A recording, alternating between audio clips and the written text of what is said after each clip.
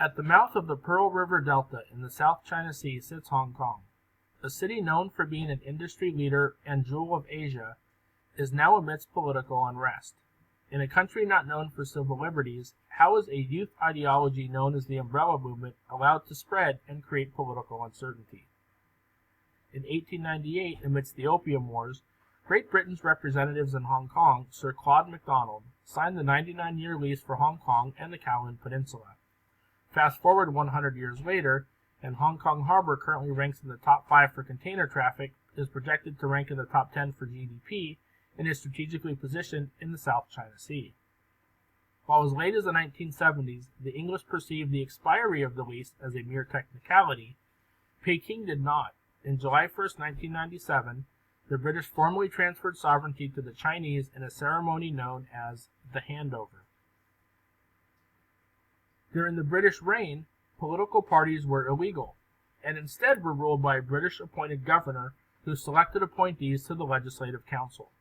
To prepare for the handover in the 1990s, elected legislation was set up with a 60-member council, which today has grown to 70 members. There are 30 members elected by professional, business, and labor groups. These members then select 5 other members, and the final 35 members are directly elected by the popular vote. The 3 major political parties that vie for the elected positions are divided into pro-democracy, pro-business, and pro-China. In August 2014, the National People's Congress set rules all but guaranteeing that the only candidates that would appear on the ballot for the position of chief executive, the top spot in Hong Kong, were supportive of Beijing. The Umbrella Movement, which had been active for some time before this decision, did not look for self-determination. But this decision by the NPC poured gasoline on the fire and led to the 79-day Umbrella Revolution that shut down some thoroughways for months. All 6 newly elected candidates took part in some way or another, with one saying, "People lost faith in one country, 2 systems," and it gave some the strength to publicly support Hong Kong independence. On September 4, 2016, 6 candidates ranging in age from 23 to 40 were elected to the Legislative Council, not on the established or moderate pro-democracy ticket which they see as failing, but on something more aggressive.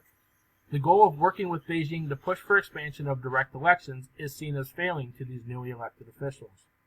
The pro-democracy group, hoping to maintain its 1/3 veto bloc in the council, succeeded with the election of these 6 new first-timers.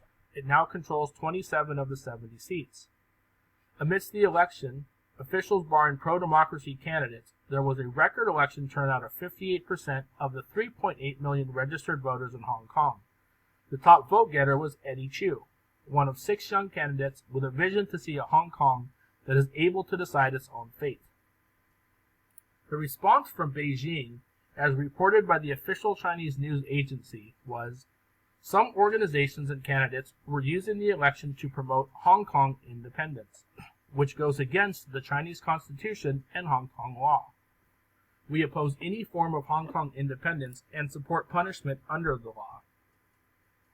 Historically, Beijing would handle such movements with an iron fist, where it has done so recently in both Tibet and the western region of Xinjiang, which are also pushing for more autonomy. In Hong Kong, the mini-constitution agreed to by China at the handover is protecting political freedom. But with China ignoring the United Nations Tribunal decision over land in the South China Sea, how much weight does Beijing really give to the document? They have turned their heads to the verdict, calling it a piece of paper that is destined to come to naught. They further strengthen their position by saying, "We do not claim an inch of land that does not belong to us, but we won't give up any patch that is currently ours." With China being predictably unpredictable, all that is certain is political uncertainty for Hong Kong.